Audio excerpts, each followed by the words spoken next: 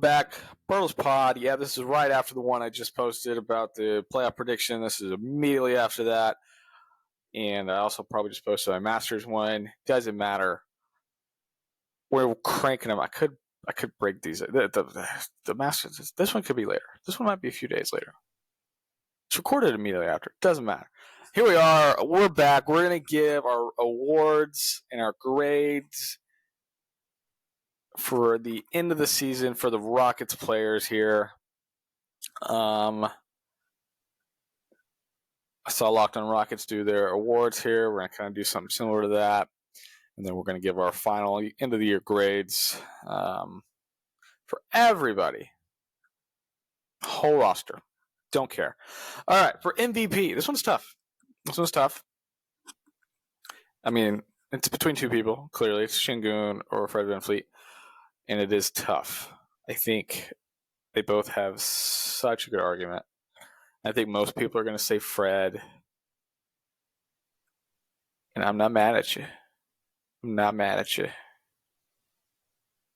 I might say, I'm also doing this off the dome just because I want the grades, I want to be like genuine first thought here.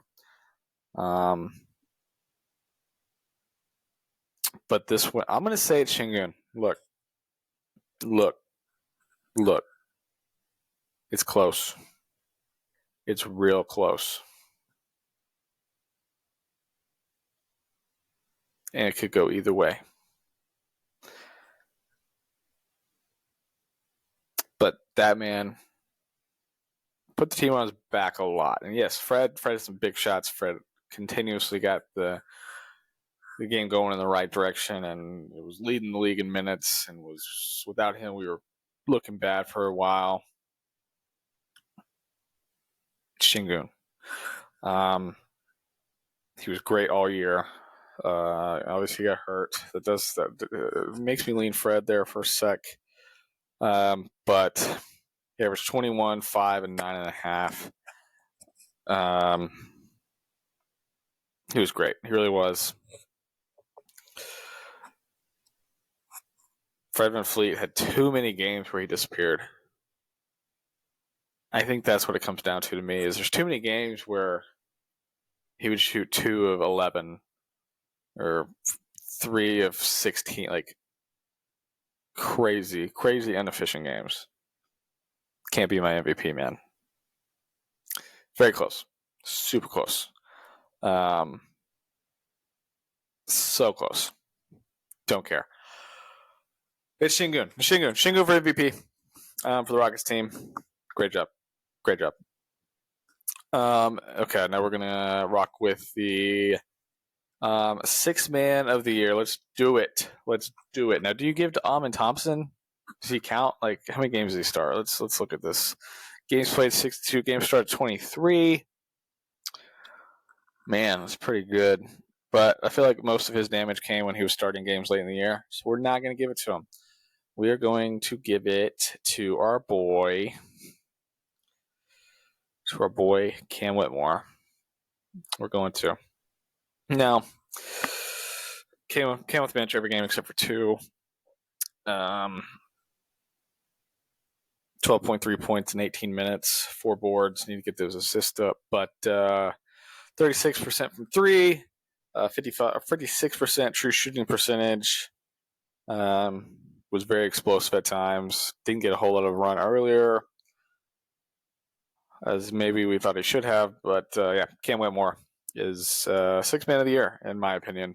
And I didn't watch all the Locked on Rockets, honestly, episode. I was watching when I went to sleep, and I never went back and finished it.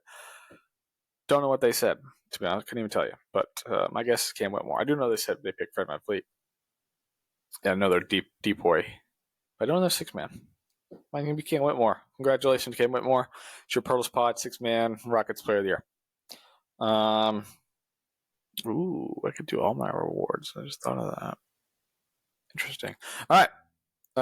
We're going to go to Depoy, Defensive Player of the Year. This one's tough. Got Dylan Brooks, was literally brought in to be our guy. Had a few really good nights, locking down Victor Wembanyama and taking some tough assignments. But he's got bad late in the year, man. Like I see multiple matchups that he just didn't win. What's going to happen but I think this is really between two people. And I think Tari Easton would be involved, but he's not playing enough. So I think it's between Fred VanVleet, which is a little bit of outside pick here, but his defensive stats look really good. He's a great team defender.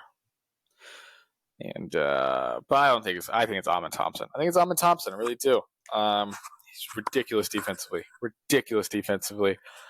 and I think he's clearly the best defender on this team. I think he made an impact at that end this year, and I think that's makes him deserving of this.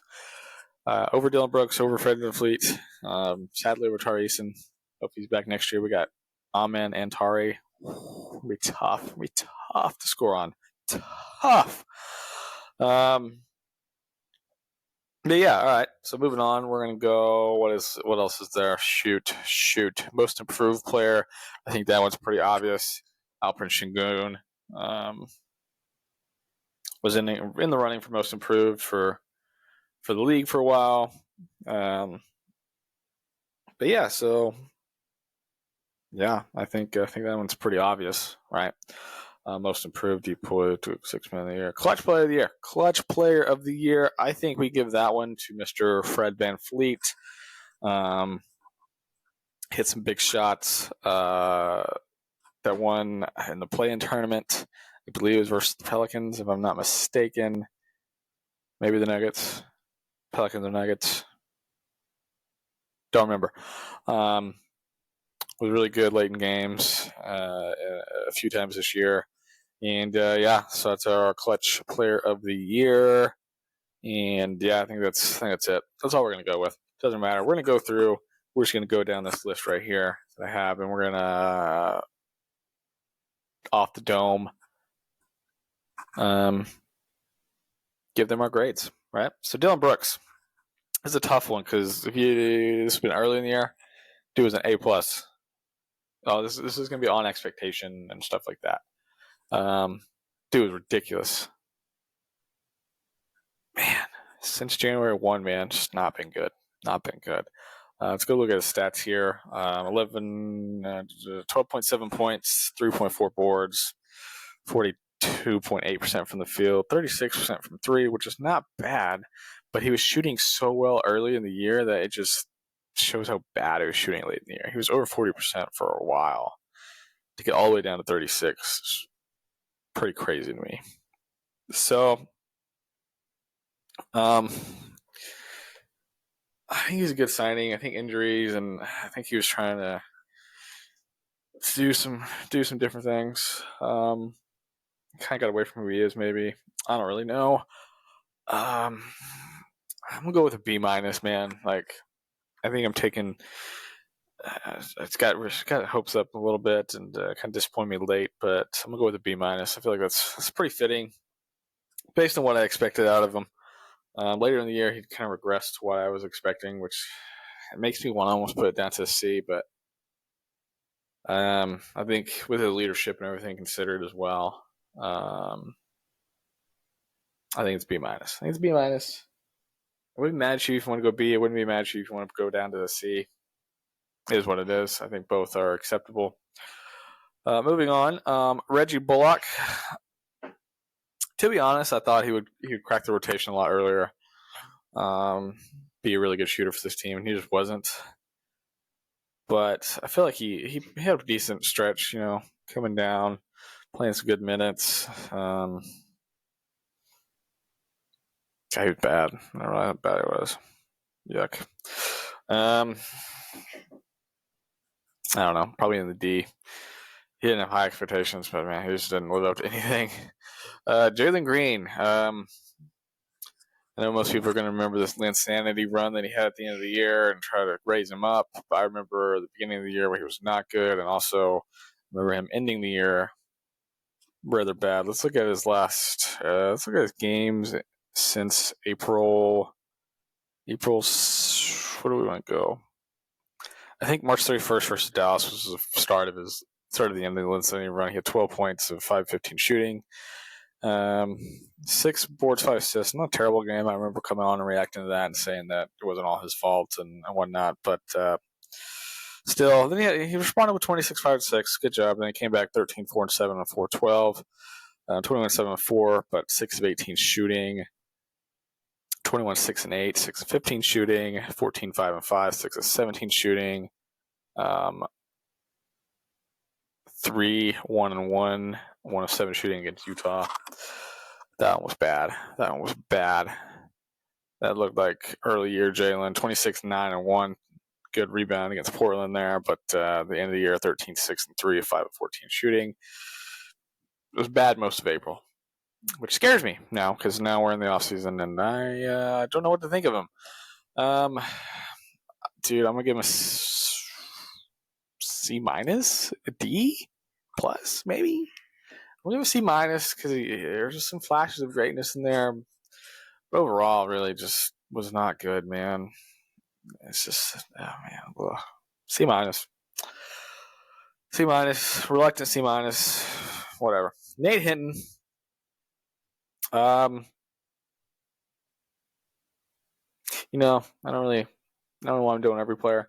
I think he had some games where he played okay. He came in, so just whatever. 13 minutes, 15 moves. You get to see. It didn't affect me in any way. Aaron Holiday. Expectations B. It was a B. Great year, Aaron Holiday. Loved. I hated Aaron Holiday. I'm not gonna lie to you. I hated him. I hate that he's a rotational player at times for most of the season. But dude was clutch. A lot of times when we needed to come back, Aaron Holiday just came in and dude played well, man. What are his percentages? 38.7% from the three. Dude, he was a baller. Give him a B, maybe even B plus. It's tough. I'll give him a B. Feel safe. B. Yep. Fred VanVleet. Fred VanVleet gets an A. B plus. Give him B plus. Like I said, he would easily be in an A with his leadership, the expectations I had, and whatnot, and his ridiculous assist to turnover ratio, that kind of thing. I want to give him an A, but like I mentioned earlier, he had too many games where he just disappeared, man. Too many games. He just wasn't good. Too many games. So with that, he gets B plus instead of the A. Nate Williams, actually thought Nate Williams looked good when he got in a few times, man. So I'm gonna give him a B minus. B minus. I'll go Tari Eason. I hate that he got hurt. Because he got hurt, it's tough to give him an A, but when he was on the floor, arguably our most impactful player, he's getting an A minus. A minus for Tari Eason. Can't wait till he gets back. Love watching him. Jeff Green. Expectations, man, were very low. He gave us minutes all year. He gets a B. Jermaine Samuels. F. I don't hate it. It's not really enough. Probably just C minus. D plus. I remember him blowing a crazy layup. D plus. Jabari Smith. Oh, it's tough. His percentages got so much better. They did. They got better, but man, just wasn't happy with him. He's such a roller coaster, man. Average for the year 13.7, which is disappointing to me. It's a jump up. That's not much of a jump. 8.1 rebounds. Not bad. I don't mind that at all. 45%, 36% from three. Those are decent, right? I'm gonna give him a B minus because he had some good flashes and he was just bad at other times. I'm gonna give him B minus. B minus. I think it feels fair. Jae'Sean Tate, C plus. I didn't like when he was playing, but he made some plays. Amen Thompson really grew late in the year. Was bad at times. Didn't look comfortable at times. Defense was crazy. Expectations. I had some pretty high expectations. Probably shouldn't have. I'm gonna give him B plus. I think he's got a lot to work on, but I think he really found out how to be an impactful player late in the year, and even without some some shooting and some good handle and stuff. I think he was very impactful and got his first triple-double the last game of the year, and so good for him, man. I think it'd be plus. Cam Whitmore. Man, this is tough. We have a B. Maybe a B plus. Probably just go with B. I thought he was great at times. He definitely needed to grow his basketball IQ, his defense, and the fact that he wasn't getting burned earlier was weird. But I'm gonna give him a B. Feels solid. Steven Adams was hurt. He gets an F. Didn't play. Jock Landale. D plus, C minus. I'll give a C minus. He was actually pretty good once Shingun went down, but he was basically unplayable for most of the year. D plus. He gets D plus. He was basically unplayable for most of the year. All of a sudden, he came in. He'd have an F. It'd be an F. But since he became playable, pretty good. He's teetering on the D plus, C minus. I'm gonna say D plus. Don't care about the C minus.